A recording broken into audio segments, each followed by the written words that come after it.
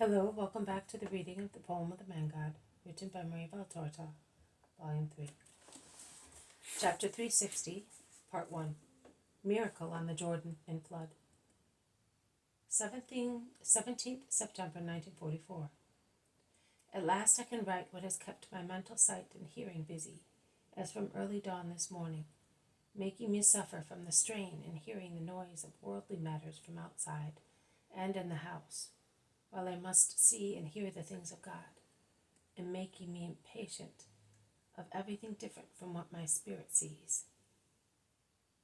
How much patience is required not to lose my patience while waiting for the moment to say to Jesus, "Here I am, now you can go on," because I have said so many times and I will repeat it.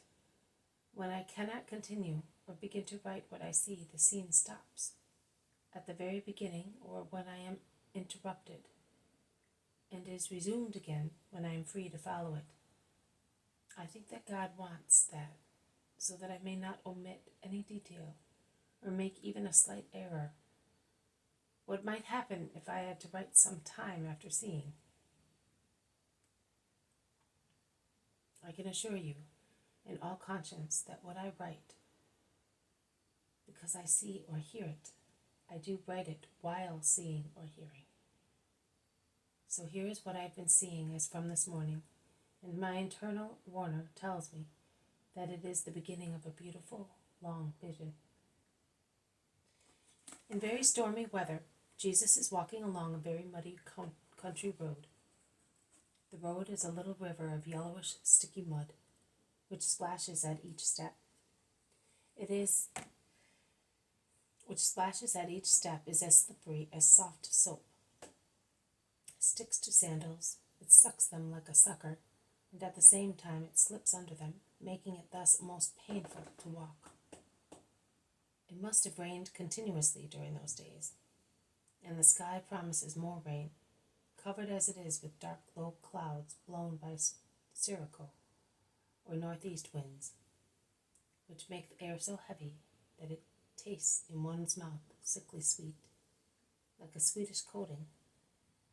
No relief is brought by the wind that blows bending grass and branches, then stops, and everything becomes heavily immobile in the stormy sultriness. Now and again a huge cloud bursts, and large warm drops, which seem to be coming from a hot shower, reach the ground, forming bubbles in the mud that splashes garments and legs even more. Although Jesus and his apostles have pulled up their tunics, bagging them at their waists with the cords used as belts, the lower part of their tunics is completely splashed with mud, which is damp at the bottom but almost dry higher up. Their mantles also, which they carry as high as possible, and have folded in two, both to keep them clean and to have double protection against the short but heavy showers, are completely soiled. On their feet and their legs, up to half their shins, they seem to be wearing thick, coarse woolen stockings. It is instead mud encrusted on them. So far the beginning, it now continues. The disciples complain a little of the weather and of the road, and we may as well say so, of the Master's not very healthy liking for going about in such weather. Jesus does not seem to hear, but he does. And 2 or 3 times he turns slightly round. They are walking in single file to keep to the left-hand side of the road, which is a little higher than the right-hand side, and thus not so muddy, to look at them. But he does not say anything.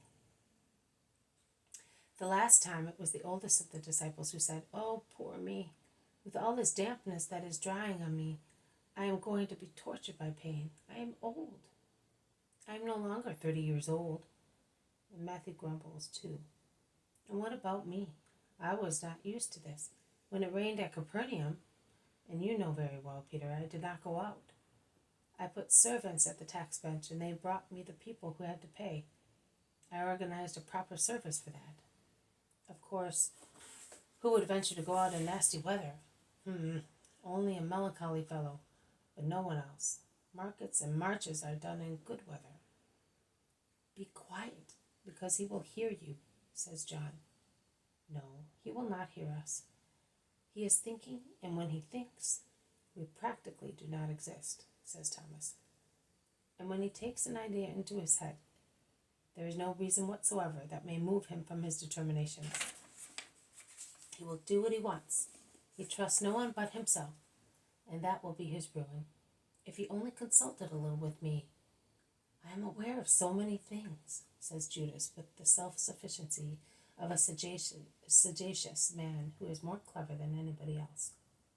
What do you know? Asked Peter at once, and he has become as red as a beetroot. You know everything. What friends have you got? Are you perhaps a great man in Israel? Away you go. You are a poor man like me and the others, a little more handsome, but handsomeness of youth is a flower that lasts one day. I was handsome too. A hearty laugh of John clears the atmosphere. Also the others laugh and joke at Peter's wrinkles, at his legs, which are wide apart like the legs of every sailor, at his goggle eyes reddened by the winds of the lake. You may laugh, but it is so. In any case, do not interrupt me. Tell me, Judas, what friends have you got? What do you know? If you know what you want us to believe that you know, you must have friends among Jesus' enemies. And who has friends among enemies is a traitor. Hey, boy, be careful.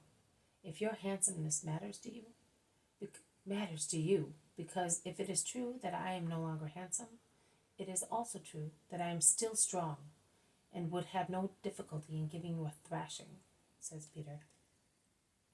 What a manner of speaking! The language of a rude fisherman, says Judas with the contempt of an offended prince. Yes, sir, and I am proud of it. A fisherman, but as sincere as my lake, which, if it is going to be stormy, does not say, I'll be dead calm, but it stirs and puts such clouds as witnesses in the vault of heaven, that if one is not a fool or drunk, one realizes its meaning and acts accordingly. You look like this mud that seems to be hard, but look. And with a sudden jerk of his foot, he splashes the mud up to the chin of the handsome Iscariot. Peter, your manners are disgusting. The master's words on charity have a lovely effect on you. The same applies to you with regard to his words on humility and sincerity. Come on, spit it out. What do you know? Is it true that you know, or do you give yourself airs to make people believe that you have powerful friends? You are a poor worm. I know what I know, and I'm not going to tell you to start a brawl, which you, being a Galilean, would like. I would repeat that if the master were less obstinate, it would be much better, and he ought to be less violent. People get tired of being offended. Violent. If he were, he would throw you into the river at once. He should make you fly over those trees. You would thus wash off the mud that soils your profile. I wish it would help to wash your heart, which, if I am not mistaken, is more crusty than my muddy legs. And Peter, in fact, is hairy and short. His legs are very muddy. Both his and Matthew's legs seem to be made of clay up to their knees. This has been a reading from the poem of the Man God, written by Maria Valtorta, Volume 3. Chapter 360, Part 1, Miracle on the Jordan in Flood. Thank you for listening. I will see you tomorrow. May God bless you, and may peace be with you.